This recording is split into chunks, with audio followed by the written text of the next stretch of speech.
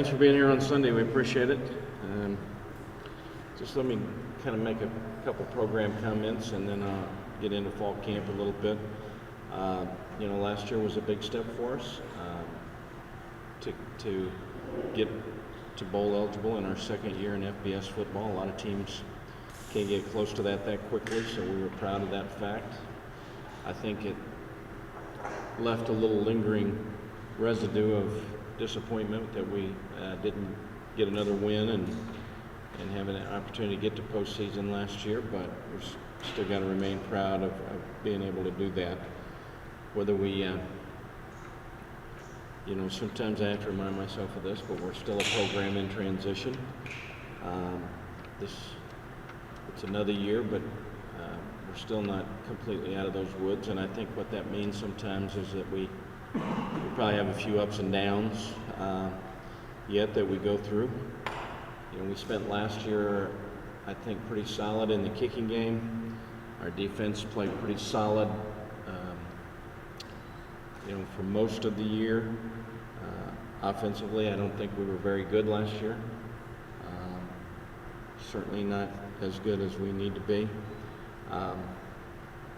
This year, it kind of flips a little bit. I still think with Will and Jason Dan back and our returners, that our kicking game can be solid if we get our coverage units the way we want them to be. Our offense should be better, and I think they've started that week this way, which is good. And now our defense is kind of in a restructuring phase, a regrouping phase, just a little bit. When you lose the Blake McCulloughs, the DJ Yendries, the Xavier Daniels, the Jordan Orfleets, the Jamie Clavell Heads, the Ujis, the Matthews, probably a few others. That was a lot of experience right there that played a lot of football for us for 3 years on the defensive side of the ball. So that puts us a little bit in transition there with a new coordinator, new scheme, and a lot of new faces. What we really want to try to achieve, obviously we want to get to bowl eligibility and get to postseason. That's been one of my goals when I came back here. I think it's one of our players' key goals, without putting words in their mouth, but I know they'd love to. But I think as much as anything, we want to put our program on stable, consistent ground. And I think we're still working to get to that point where year in, year out, we're not going through the ups and downs, but we're stable, we're solid. An off year is not real off, and again, a good year is a good year.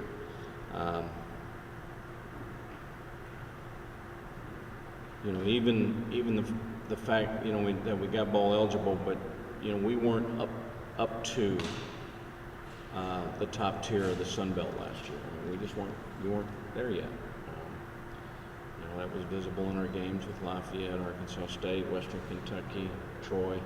Those are the veterans of our conference. We kind of have a unique conference in the standpoint that we've got people that have been in it a long time and proven themselves and survived the test of time and have their programs on stable ground. Then you have kind of the newbies, and we're one of the older newbies in the conference. I call them newbies, Appalachian State and Georgia Southern, and people that are new to our conference. And we've at least got a year under our belt, which I think, I really believe, talking to our guys and everything, that 1 year in the conference helps you a little bit. This is the first year, as you guys have heard me say, and as you know, that we'll be in the same conference 2 years in a row. I think that helps us a little bit. We've played these teams. We can look at last year's film a little bit, see matchups better. We actually have people in those uniforms instead of just video of what we're going to do. As far as fall camp is concerned, we've had a good solid first week. We've had a lot of positives, and we've got a lot of work to do. We've installed a lot of offense and defense. We're just about done with that. The way we operate is in a teaching mode, is what I call whole part whole. We put it all in, and we go back to the parts and try to fix and clean up and get better as we work to game plans and the whole process of a game plan on a week in and week out basis. So we're about finished with whole. And now the next 10 days will be spent on part, which means improving technique, improving fundamentals, improving assignments, refining and finding out who can survive the test of time, and the consistency with which we need them to play with for us to get better. Right now, we are not very consistent. We're very up and down, and one side of the ball has a decent day, then the next side, and that continues a lot through camp. But still, the steps, the fundamentals of doing things the right way are not where they need to be yet at this time, but that's not unusual with the way we've installed a lot. That's just kind of the way it goes. From an offensive standpoint, it's nice to have our starting quarterback in place. I would have to say at this point in time, after 7 practices, Fred Nixon is probably right now the front runner to be the backup quarterback. Fred had a nice spring, and Fred's having a nice camp. Tyler's having a good camp. That's really good. He's improved a lot. We've still got a lot of little things for him to work on to improve. Our running backs are solid, as you know. Our tight ends need to be more consistent. Our offensive line is better. Adrian and Ballard is having a nice camp. Charlie Tuttle's probably having a good camp so far. That unit, I think, is coming together a little better. They had one of their better nights last night at practice. But it should. Last year they were the greenhorns of the group, and this year they're the ones with 12 games under their belt. One of the things I have to remind myself sometimes in regard to Tyler is that I think he played in 7 football games last year. So when he runs out on August 30th, it'll be his 8th collegiate football game.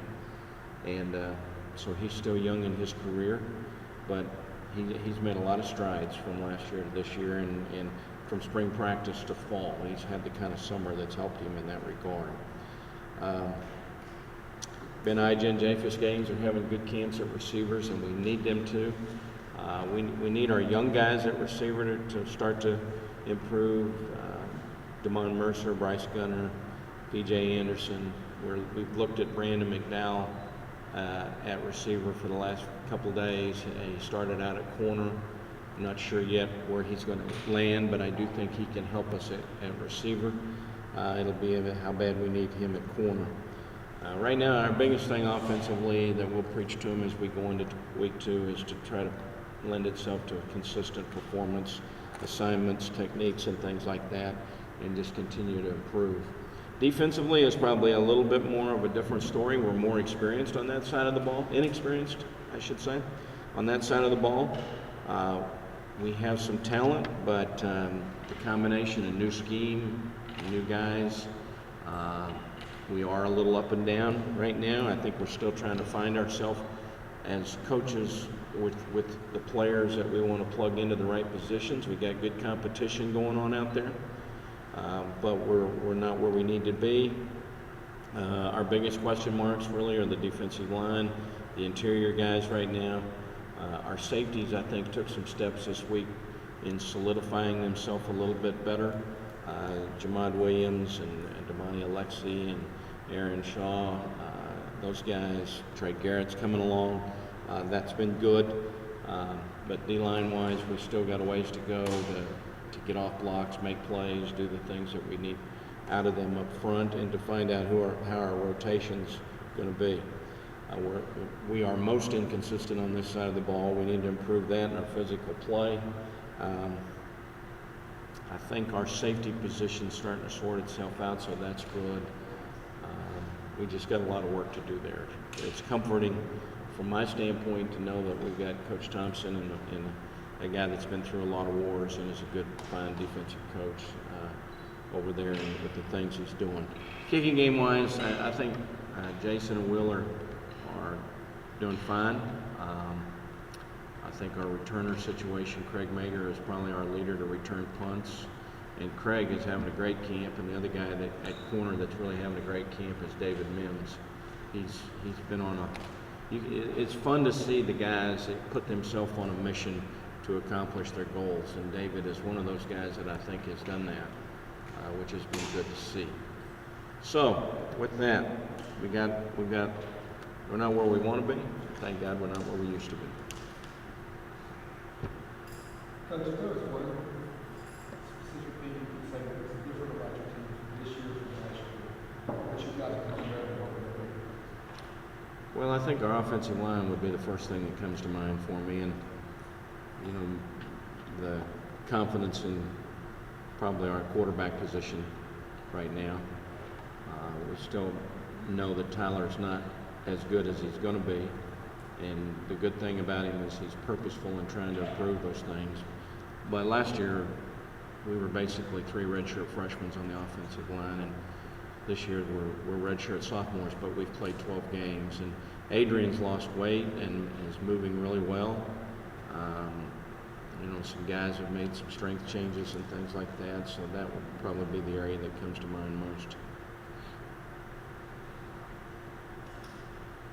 Defensively, under Coach Thompson, is going to be a style this year. What is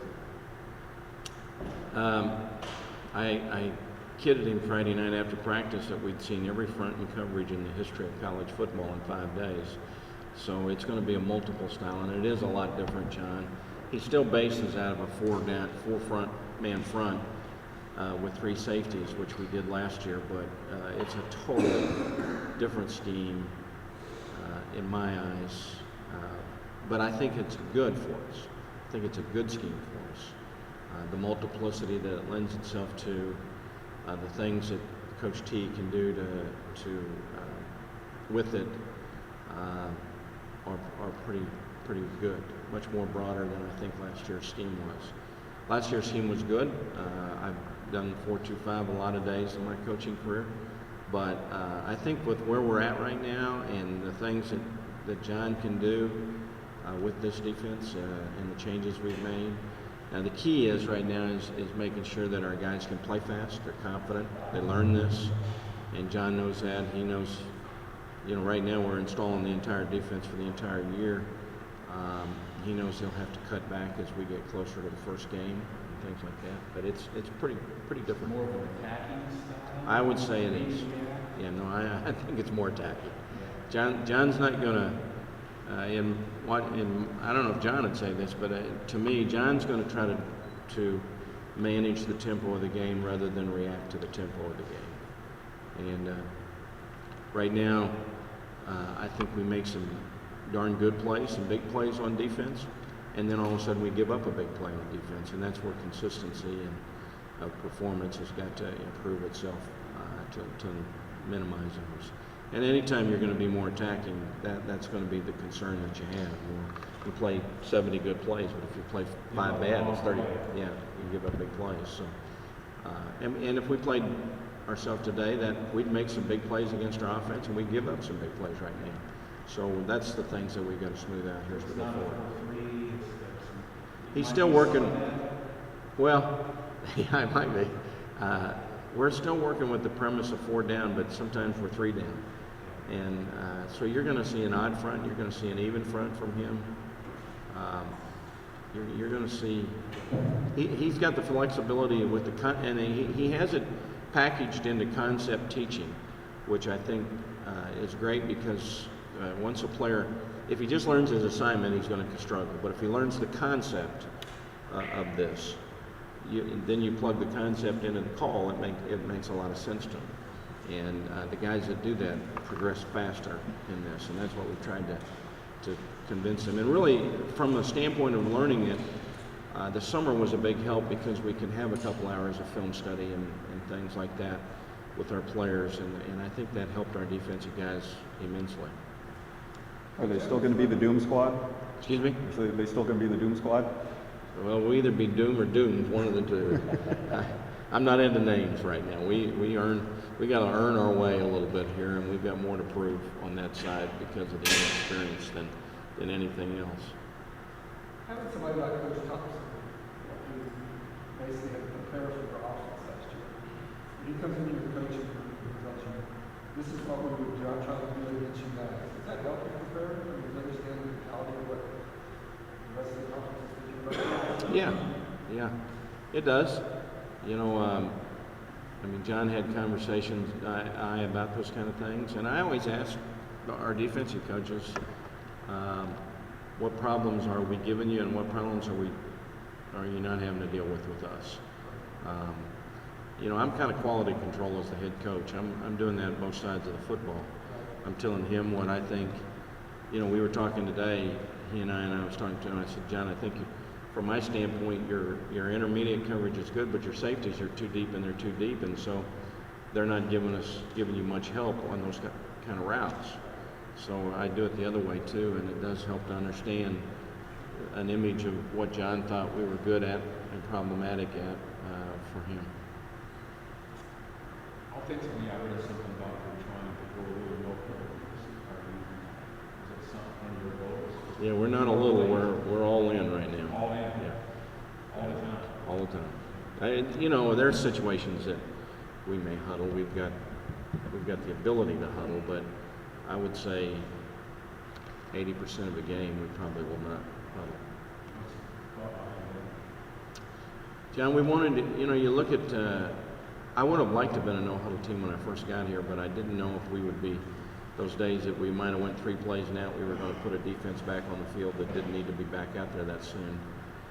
And we were a little bit more of manage the clock and protect the defense for the first couple of years. And so, but the bottom line is, as you look at college football and how are we going to win, we ran 64 plays a game last year. You start looking around the country and other people are getting 75 to 85 plays a game. So if we can tack on, you know, 10 to 15 more plays a game, that's 2 more series, basically, is what you're looking at, which we hope lends itself to more points. And I just think with where we're at offensively and program-wise that we need to try to do that. I think you got to score some points in today's game. Is the faster pace offense something you're going to have to gauge kind of throughout the season based on the defense, or that's a big area of concern relative to the offense, especially? I'm sorry, ask me that again. I didn't quite understand. The inflation of the hurry up offense. I mean, are you going to kind of play that by ear as the season goes on, depending on the defense and how the defensive line pans out? You mean whether we need to slow down because of the defense? We could. I mean, we've got the flexibility to do that. I think we're going to be more on attack and a little more fearless on that side of the ball. A lot of that's going to depend on Tyler, the quarterback. And if he throws it to our team, the more he does that, the more we can be that way. And if he throws it to the wrong color jersey, then the less we can do that. You know, and as I've told him, you don't have to win the game, but you can't lose the game. And the more we can trust him and have confidence in him to do those kinds of things, the more we're going to go. And we may have to outscore them. I look at Duke last year; they had a great season. We did a lot of film study, a lot of study over the off season in the summer, and you know, Duke won 10 or 11 games, had a pretty good offense, and they were 78th in the nation in defense. People didn't really recognize that, so they overcame things and dictated tempo with their offense. Now, are we good enough to do that yet? I don't know, but I do think we need to try to get more snaps in the game. Now, there'll be a time when in a game that we do want to milk the clock maybe and slow the game down and, you know, and drain it a little bit more in the fourth quarter in a close game, things like that. But hopefully we have a chance to keep that up tempo going and wear people down in the fourth quarter. If you watch the Auburns and the Oregons, you know, and we're talking about the elites now. I don't necessarily say we're in that category, but what you see in the fourth quarter is teams' fundamentals get a little weaker. They get fatigued. If you don't substitute, they have a hard time substituting, and so it starts to play to the offense benefit. One of the things our players are having to understand at this point in time is the conditioning it takes to do this. You know, we had a great summer of conditioning with our guys, but at try as Coach Cundiff may, I don't care what you say, there's a difference between football shape and running in June and July. There just is. And our guys, the way we have practice structured right now, they are taxed at the end of practice on purpose, okay? And they'll tell you they're taxed. And some of them have a hard time not giving in at the end. And but we got to get past that. We got to get to where the people that are taxed are on the other side of the ball, not our side of the ball. And the great thing about this, from we're doing it from an offensive standpoint, but it's good for our defense because we're seeing that style of attack, 8 out of 12 weeks, 10 out of 12 weeks during the season. So, not all of them. There's some no huddles I look at and they're so slow out there. Who cares whether they huddle or not? It doesn't disrupt you that much. But the ones that do have some tempo to it, but we're not always going to be like this. We're gonna be like this and then like that, and change the tempo as the course of the game goes. What do you see as far as obviously you'd like to have a balanced attack? Is it going to be 60-40 run the pass? Is it just going to be a situation about what you're doing? We have enough plays in our offense today that it's based on what the defense does, and it could be 60 pass, 40 run some days, depending on how they're going to defend us. And I don't know if there is a mode of numerical stat that I could say will be. I think it's if things go as we hope, we'll be able to run the ball when we have numbers in our favor, and we'll have to be able to throw the ball when numbers aren't in our favor, and that's where our receivers are going to have to do a good job. One of the fun things I was at practice today, one of the fun things to watch is Ben and Craig go against each other on the quarterback. Those guys have a lot of problems with their business. That really indicative of what's going on with the defense. I think it's a good example. Of course, you just picked out two senior veterans there, and they are having good competition. There are some guys that they're still scratching their head, hoping they're going in the right place on the right call yet. But our kids are working hard. Their attitude's been good. Our mental toughness to fight through some of the things has got to continue to grow. Our physical toughness does. We have what you're talking about at certain positions. I mean, David Mims and Craig Mager, if you're a wideout, you're going to earn your keep going against them day in and day out right now. And going against Mayo and Arakpo and those guys, it's the same way. But in other instances, inexperience doesn't lend itself quite to the same thing yet. Another thing with conditioning, you got to have some depth.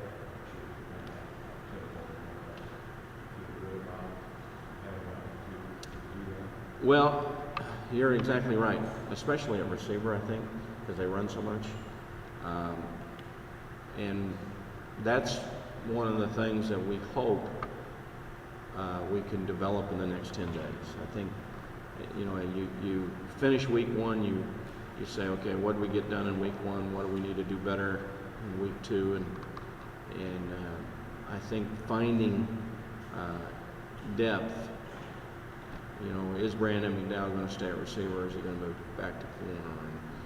And, DeMond Mercer and Bryce Gunner, I mentioned their names, that they have to step up, and P.J. Anderson at receiver, because we have to be 6 deep at receiver.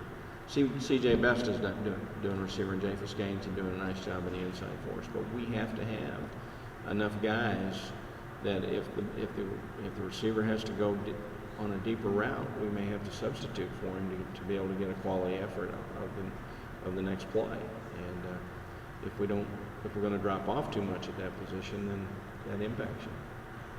You missed a lot of turnover on the defensive line, losing all the 4 starters we had from last year. How do you think that's sort of progressed as camp has gone on, and those guys are kind of filled into that role?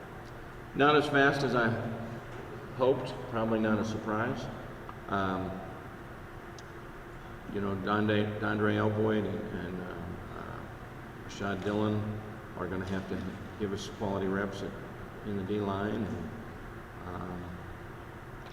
Right now we have quantity, we don't have enough quality. Not that we can't get there, it's just going to take some time because we're a little more inexperienced up there. We're probably more athletic than we were last year. But I don't know if we're better from a technique standpoint, from a get off a block standpoint yet. Will Trevillion's a redshirt freshman. Right now he'd probably start. Darius Hood redshirted last year. Those guys aren't without having some talent, but they've got to raise their production level for us. Other guys in there, you know, Brian Gwendling is a guy that's come in from junior college, and he's going to help us. You know, we lost Roosevelt Pearson in the summer to a torn Achilles. There was a JC transfer, and Roosevelt came in. He's about 6'5" and about 270, and you'd say, we lost something there, because he's a good-looking guy as a football player. So that hurts us a little bit. But you know, you're going to have some of those things. We just need to get our quantity to become a little better quality, and they're talented enough physically. We can do that. It's just we need to do it a little quicker. You know, as coaches, we know today we'll either be 1-0 or 0-1 in 3 weeks, and as players, they look at 3 weeks and say, "Golly, will the game ever get here?" You know, we recognize the work that has to be put in to get to where we need to be. You know, it's like I told them last night, the only team I know we can beat right now is ourselves. We've got to get to a point we can beat an opponent here pretty quick.